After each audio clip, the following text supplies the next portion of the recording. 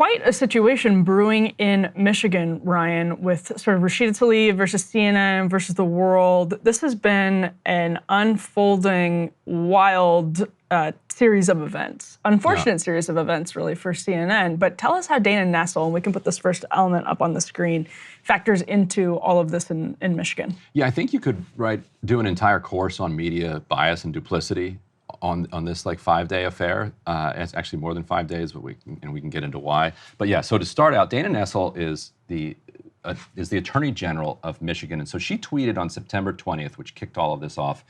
Rashida's religion should not be used in a cartoon to imply that she's a terrorist. It's Islamophobic and wrong. Just as Rashida should not use my religion to imply I cannot perform my job fairly as Attorney General. It's anti-Semitic and wrong. Now, I remember seeing this post and thinking, boy, that is terrible. I hope nobody would do such a thing.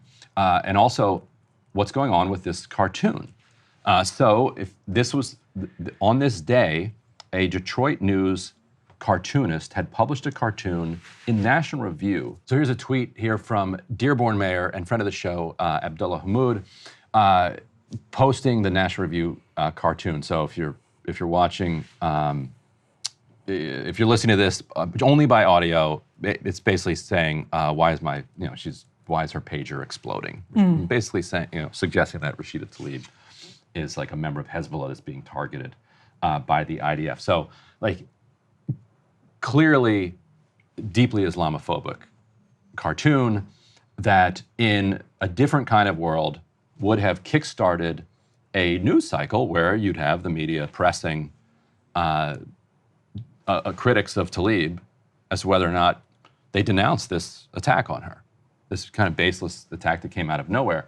Instead, well, I'll just say I disagree that it's bigoted and Islamophobic because the argument from a lot of, it does come from a lot of, particularly from Jewish conservatives who say that they have these like deep suspicions that I completely disagree with, that Rashida Tlaib actually does side with the militant aspects of Palestinian resistance. Thus, it would make sense that a pager, that is their line of thinking, and I don't think that is necessarily bigoted. That is their line of thinking, but the reason that I think it is bigoted and Islamophobic is the reason that they think sometimes, but not has always. A lot to do with her Palestinian identity. She and Marcy Capt, she and Betty McCollum, agree on most things when it comes to Israel-Palestine policy. Betty McCollum, though, is a white lady, and so people don't accuse her of being a terrorist.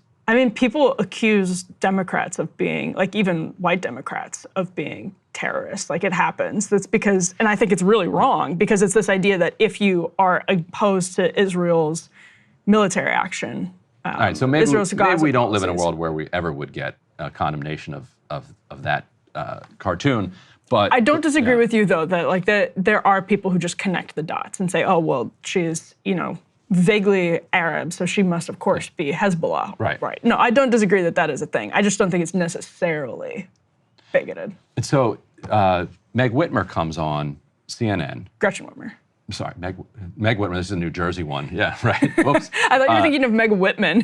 That's exactly, a real throwback. Yes, Gretchen, Big Gretch, the governor of Michigan, goes on Jake Tapper's program, and here's what he asks her about.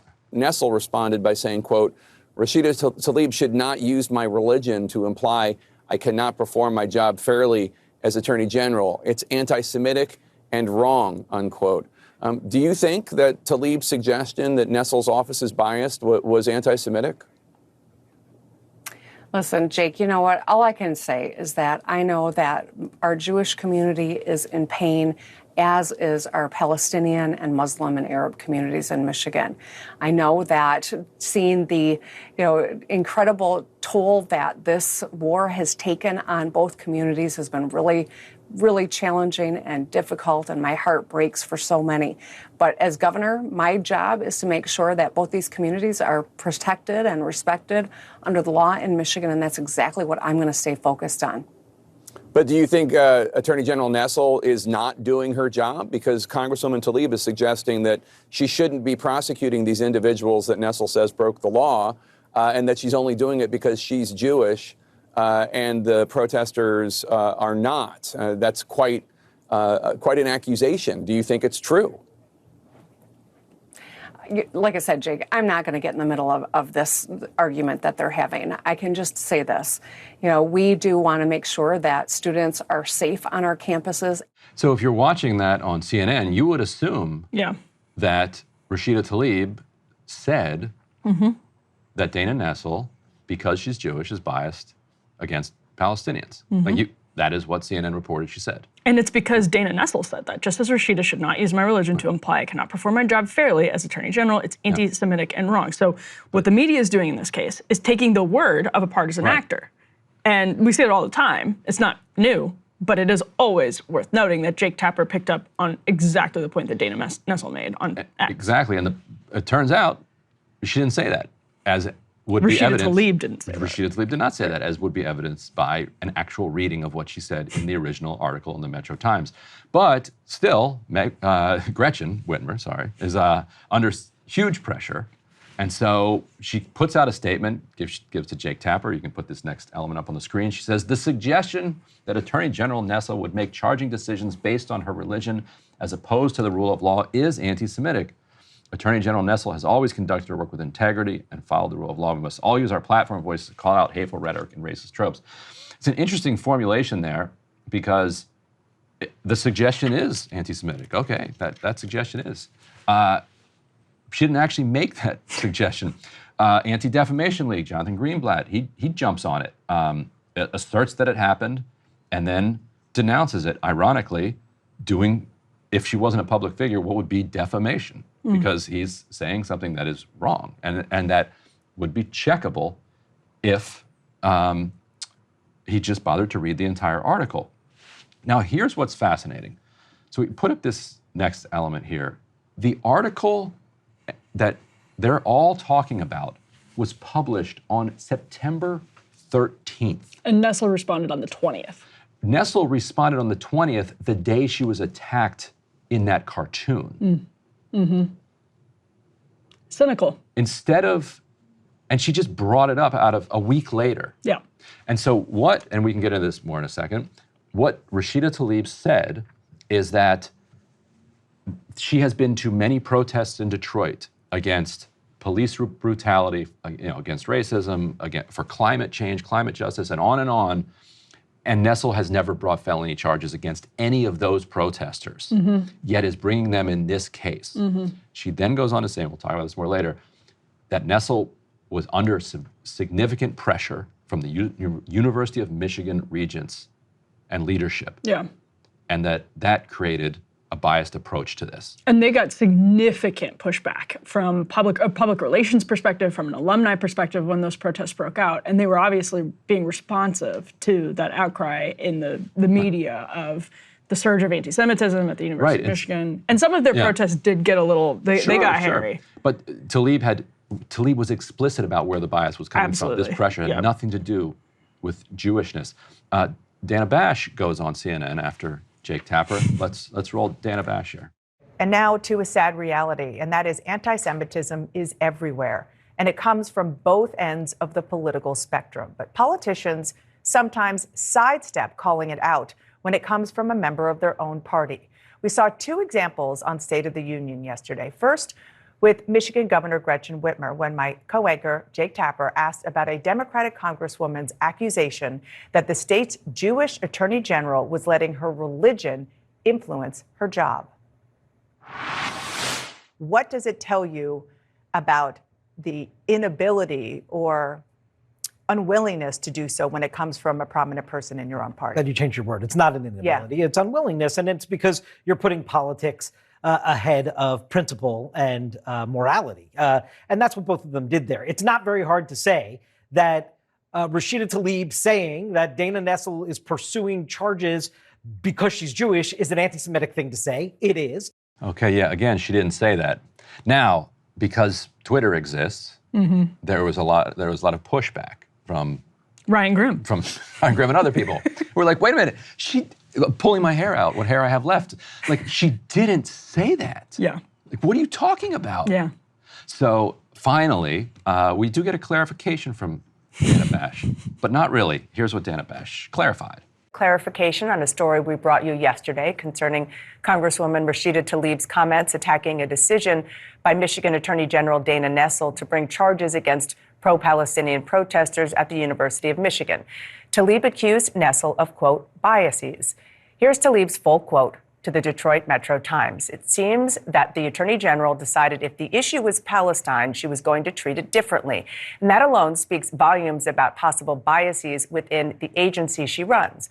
Now, Tlaib did not reference Nessel's Jewish identity. Her office has not responded to our request for clarity. Her allies insist that's not what she meant. But Nessel still says she believes it is anti-Semitic and repeated on CNN yesterday that, quote, clearly, she's referencing my religion. So again, if she wants clarity, she could go read the entire article where she says the bias comes from pressure from the University of Michigan. Yeah. That is the equivalent that you just saw of whenever somebody posts fake news on social media, when they get called out. The follow-up tweet. The follow-up tweet is always, yeah, but isn't it interesting that I believed it? It absolutely is. Somebody said there's a saying in the Czech Republic that goes, it's not true, but it might be. So that's basically the Dana Bash standard there. Jake Tapper also issued a bit of a clarification here. Let's roll Jake Tapper. I should note that I misspoke yesterday when asking a follow-up of Governor Whitmer, who I asked about this. I was trying to characterize your views of Tlaib's comments. What do you make of those today, noting that Congresswoman Tlaib never explicitly said that your bias was because of your religion, and so it's unfair for you to make that allegation? It's kind of an interesting question. It's like, she never said it, so it's unfair for you to say that she said it. How do you respond to that? It's just, the fact was too good for them to check out because in a way it reminds me, actually this sounds like a hard pivot, but of the Jussie Smollett story because it You were just all ready to believe it? Well, it confirmed, it's confirmation bias. Of course, so Rashida said that. 100%, it's confirmation bias. So like it fits the larger truth. It fits this larger trend that we believe to be true. Therefore, I sort of automatically will take the word of Jussie Smollett. I will automatically take the word, Juicy Smollett, as David Chappelle would say, but I'll automatically take the word of Dana Nessel because she seems to be the adult in the room in this interaction between, if I'm being asked to choose between Rashida Tlaib's truth and Dana Nessel's truth, I'm gonna go with Dana Nessel and I will smear someone and accuse them of anti-Semitism. The whole thing is just more evidence of the anti-Palestinian bias that she said exists in these institutions, but here's how Nessel answered that question. Well, a couple things. First of all, in 2022, when my opponent accused me of being a groomer and a pedophile, everyone understood that those were homophobic remarks because I happen to be gay, right? I didn't have to explain it to people. Rashida Tlaib is an individual who's well known for making inflammatory and incendiary remarks that are anti-Semitic in nature. So this isn't the first time that we would have heard these words out of her mouth. I think it's very clear to everybody exactly what she was saying. Yeah, she's like, I don't like her. I feel like she could have said that. So again, if we can put up this next element, the real pushback I think that got CNN to do this weak clarification was from the reporter of the actual article. Right. This is a reply that he had to Jake Tapper. Said, I'm the reporter who interviewed Rashida Tlaib. She never said Nessel did this because she's Jewish. Never. You're spreading lies, unquote. And the Metro Times felt like they had to do a fact check. And so they wrote up a new story a week later saying, no, like she said what she said in our article. Mm-hmm. It's the funniest fact check ever. Because it's like, all they did is like re-quote their own article, which anybody else could have done.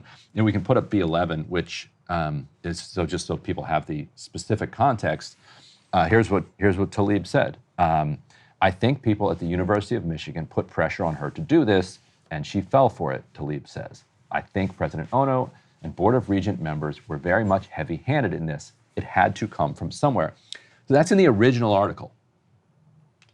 Yeah. In which you have Dana Bash and also Josh Kroshauer wrote Jewish Insider. He wrote, we didn't receive a reply from Tlaib requesting clarity on her comments about what she was referring to. Because you see a lot of people saying, okay, well, she says that Nessel's office had anti-Palestinian bias. It must be coming from somewhere. And therefore, what she's implying is that it's actually because Nessel is Jewish. Right. All you had to do was read the next paragraph, and your question, if you're actually curious, gets answered. Yeah. Here's the actual answer.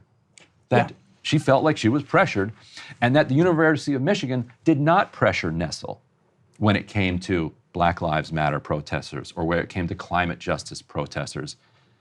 And so there is a difference. These protesters were treated differently. The other difference, the University of Michigan pressure.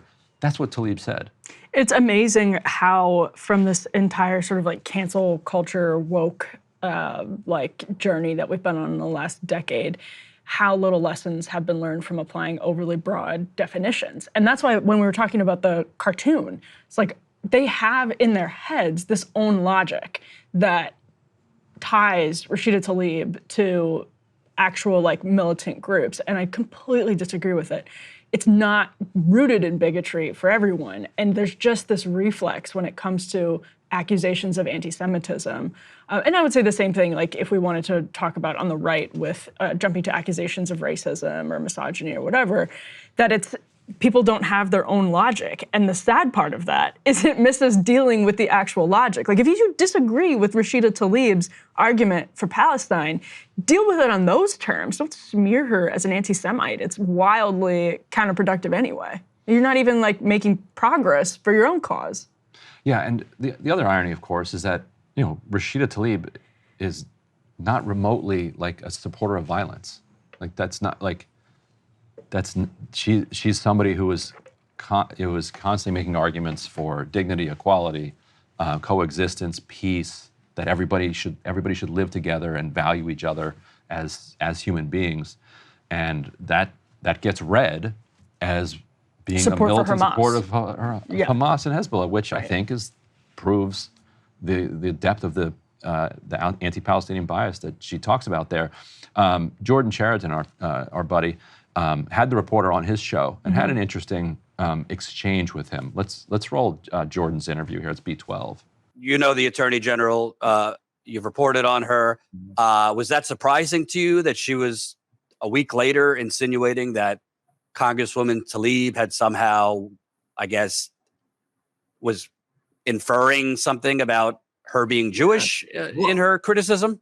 I thought it was a bold time to attack Rashida at a time when she just got attacked in a very disgusting, racist cartoon, and she did it that day. So that surprised me.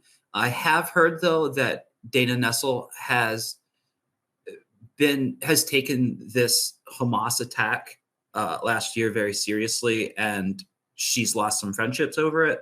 But it did surprise me that she would come out and mention this on the day that cartoon was published. But also, I was surprised that she used Rashida's words, misrepresented them, and then attacked her based on that misrepresentation. That surprised me. I want to drill in on that because I think Congresswoman Tlaib used the phrase biases to refer to the Attorney General.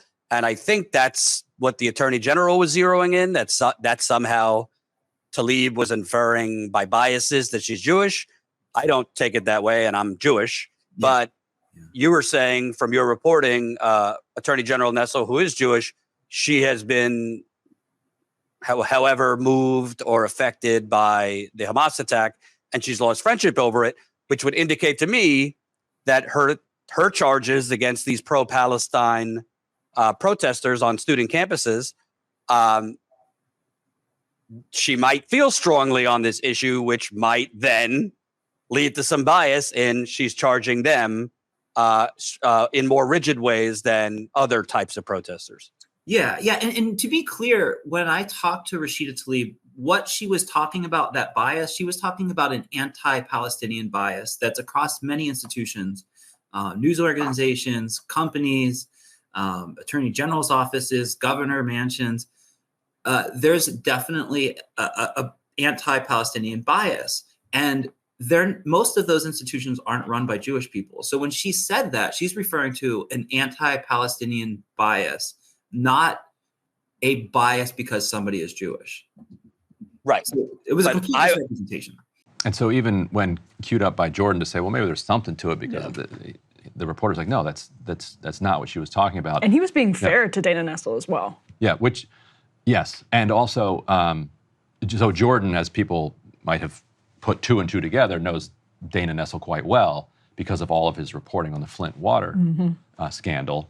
And Dana Nessel ran on a promise to prosecute Rick Snyder for that, never managed to do so. Rashida Tlaib's kind of first tweet was she couldn't manage, Nessel couldn't manage to prosecute Snyder for the Flint water crisis, but could manage to file charges against these Palestinian protesters, which, again, not about religion.